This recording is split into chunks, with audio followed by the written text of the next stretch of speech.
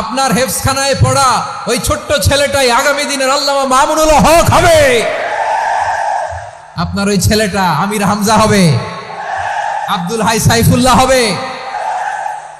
এভাবে বড় বড় আলেম হবে, তারা যুগশ্রেষ্ঠ আলেম হবে। সেই একদিন এই বাংলাদেশের পার্লামেন্টে যে বক্তব্য দিয়ে যশোরের পক্ষে কথা বলবে। আপনি জানেন না, কাউকে ছোট করবেন না, আপনি ওর কনফিডেন্স আপনি কমাবেন না, আপনি কমাতে পারেন না। প্যান্ডেলে আমার যে মা বোনেরা আছেন, ছেলে মেয়েদেরকে কখনো ছোট করে কথা বলবেন না। ও যে কোথায় যাবে আপনি জানেন না, আপনি মা হয়ে তাকে সাহস দিবেন, তার কল্পনার জগৎটাকে সাজাতে তাকে উৎসাহিত করবেন, ঠিক কিনা বলেন? আর আমার প্যান্ডেলের আমার প্রিয় শ্রদ্ধাশীলা মায়েরা বোনেরা, আপনারা তো আরো দামি সম্পদ। বিশ্বনবী বলেন, আর দুনিয়া কুল্লুহা মাতা। আল্লাহ আল্লাহ আল্লাহ, বিশ্বনবীর কথার ওজন দেখেন। আর দুনিয়া কুল্লুহা মাতা ওয়া খায়রু মাতা'আদ দুনিয়াল মারআতুস সালিহা। বিশ্বনবী বলেন, দুনিয়ায় যা দেখো সব আল্লাহর দেওয়া অ্যাসেট, মানে সম্পদ। আর এত অ্যাসেটের ভিড়ে সবচেয়ে শ্রেষ্ঠ সম্পদ হচ্ছে নেককার নারী। সুবহানাল্লাহ। ভাইয়েরা বোনের সাথে খারাপ আচরণ করো না, সন্তান মায়ের সাথে খারাপ আচরণ করো না।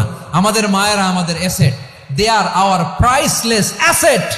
কারণ এই মায়েদের পেটে এসেছে আল্লাহর ওলিরা, এই মায়েদের পেটে এসেছে খান জাহান আলী, এই মায়ের পেটে এসেছে শাহজালাল ইয়ামানি, এই মায়ের পেটে এসেছে আল্লাহর সব নবীরা। নাকি নবীরা আকাশ থেকে ধপ করে জমিনে নেমে আসছে?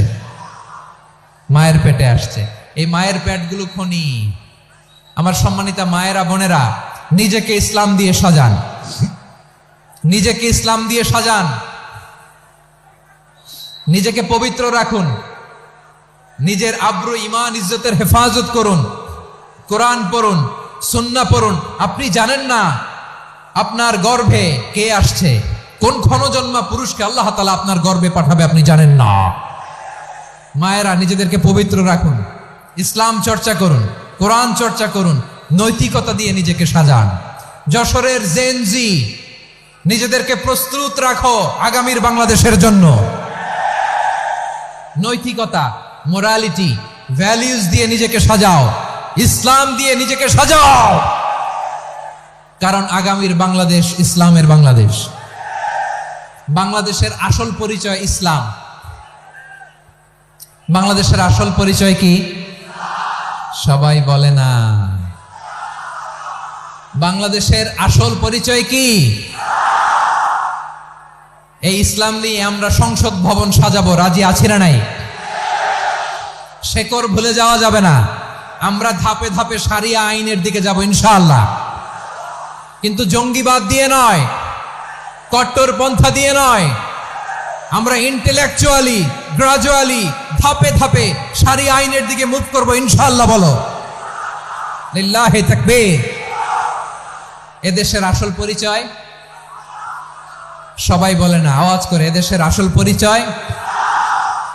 এদেশে আজান শুনে সূর্য ওঠে শহর গ্রামে, এদেশে আজান শুনে সূর্য ডুবে সন্ধ্যা নামে, এদেশে সকল কাজে সবাই বলে বিসমিল্লাহ, এদেশে ভালো কিছু দেখে শুনে হাসি মুখে সবাই বলে মাশা আল্লাহ।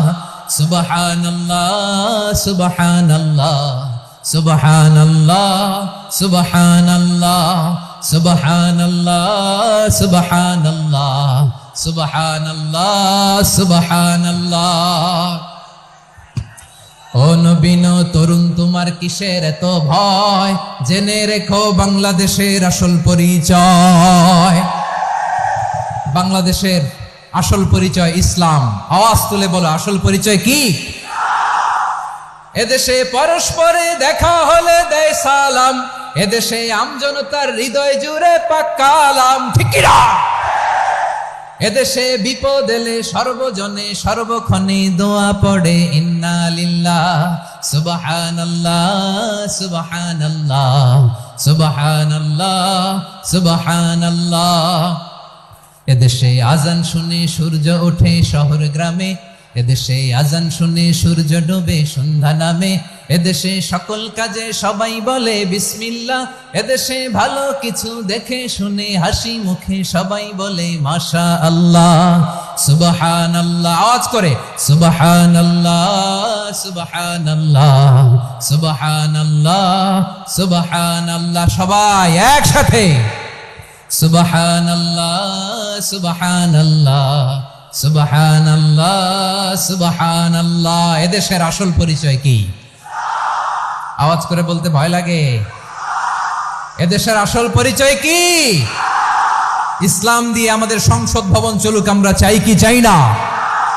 বঙ্গভবনে লা ইলাহা ইল্লাল্লাহর পতাকা উড়ুক, আমরা চাই কি চাই না?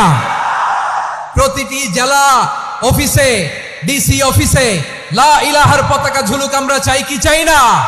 কারা কারা চাই হাত তুলে আল্লাহরে দেখায়।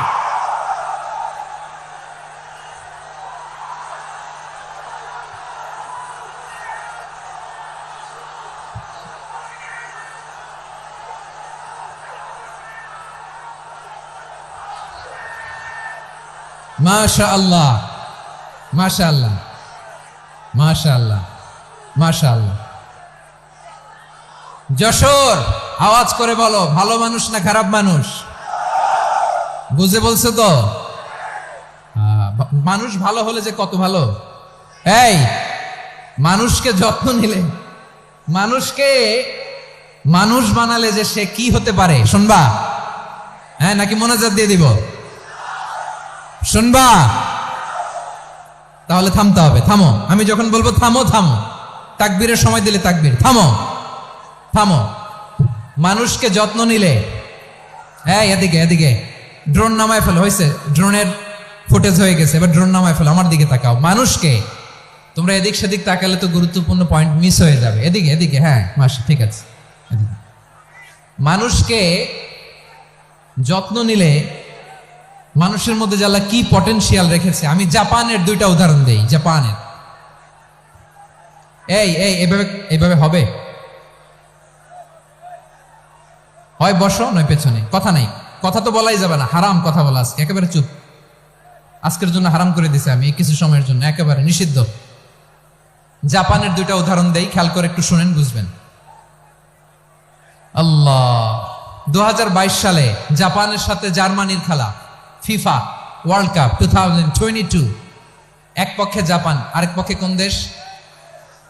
কথা শুনে নাই। এক পক্ষে কোন দেশ? আরেক পক্ষে? সবাই এক পক্ষে, আরেক পক্ষে। ওই খেলায় জিতেছিল জাপান, জিতেছিল 22 সালের এই ফিফা ওয়ার্ল্ড কাপে জাপান ফুটবল খেলায় জিতে, as a part of their celebration তারা খেলার পরে পুরো স্টেডিয়ামটারে ক্লিন করে, the fan base of Japan, লক্ষ লক্ষ মানুষ খেলা দেখতে যায়, তো এত ডাস্টবিনও তো নাই, তো যারা ডাস্টবিনে জায়গা পায় নাই তারা এই যে চকলেটের প্যাকেট, পানির বোতল, চিপসের প্যাকেট তারা এদিকে সেদিকে রেখে দিয়েছে। জাপানের ভক্তরা, জাপানের ফলোয়াররা, as a part of their celebration তারা খেলার পরে পুরো স্টেডিয়ামের সব ময়লা আবর্জনা ক্লিন করে তারপরে বিদায় নিয়েছে। তাদেরকে কি ক্লিন করার দায়িত্ব দেওয়া হয়েছিল? এই যশোর, জাপানের যে ছেলেরা খেলা দেখতে গেছিল ওদেরকে কি ক্লিন করার দায়িত্ব দিছিল? তারা কি স্টেডিয়ামের পরিচ্ছন্নতা কর্মী? তাদের আকল, তাদের সিক্স সেন্স তাদেরকে বলেছে। ছোটবেলা থেকে জাপান গভর্নমেন্ট ওদেরকে এত পরিচ্ছন্নতা শেখায়, ক্লিনলিনেস অ্যাওয়ারনেস ক্যাম্পেইন করায়। ক্লাসে আমি দেখেছি, ক্লাসে নিজের বেঞ্চ নিজে মুছে, ক্লাসের মাঝখানে একটা সময় দেয়, নিজের টেবিল নিজে মুছে, নিজের ক্লাসরুমটা নিজে পরিষ্কার করে। রাস্তাঘাটে একটা ধুলা নাই, ময়লা নাই, একটা টিস্যু নাই। খেলার পরে গোটা বিশ্বকে তাক লাগিয়ে দিয়েছে। জাপানের ফ্যানরা সবার রেখে যাওয়া গার্বেজ, টিস্যু, বোতল পরিষ্কার করে তারপরে স্টেডিয়াম থেকে বিদায় নিয়েছে। আমরা কেন এমন হইতে পারলাম না? আমরা কেন এমন হইতে পারলাম না? জাপানের যারা এগুলো করছে ওদের 3টা করে চোখ না? চোখ তো 3টা, জাপানা লাগো, জাপানা লাগো, হাত তো 4টা, কান তো 6টা। হ্যাঁ, নাকি আমার মতো 2 হাত 2 কানালা মানুষ? চোখে দেখলে ওটা মানুষ না।